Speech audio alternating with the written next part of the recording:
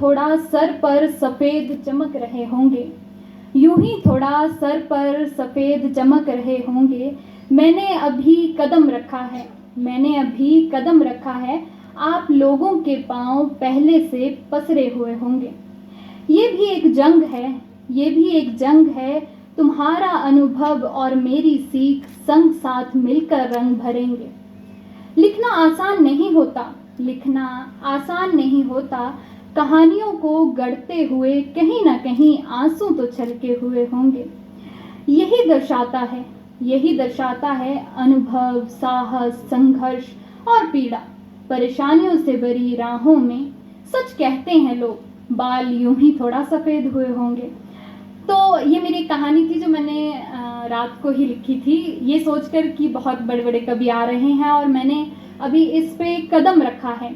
और अभी जो मेरी लिखी हुई कविता है वो मैं आपको सुनाना चाहती हूँ, जिसका शीर्षक है लड़की होने का कर्ज। रंगीन फिजाओं में एक सपनों की किताब, रंगीन फिजाओं में एक सपनों की किताब जो थी खाली, पर ना जाने बुनती रही हजारों ख्वाब। कर सकती थी पूरा उन्हें बिन कहे आसानी से, पर वो खाली किताब जो आधी जला दी अपनों ने और कुछ बलि चढ़ी मेरे प्यार के हाथ। अब उस राख से क्या गिला, उस राख से क्या गिला जो मेरे हाथों को नहीं, मेरे हाथों को नहीं मेरी जिंदगी पर फेर रही है सिहाई। वो काली सिहाई जिस पर कितनी कहानियां लिख लूं, रहेंगी सिर्फ मुझ तक।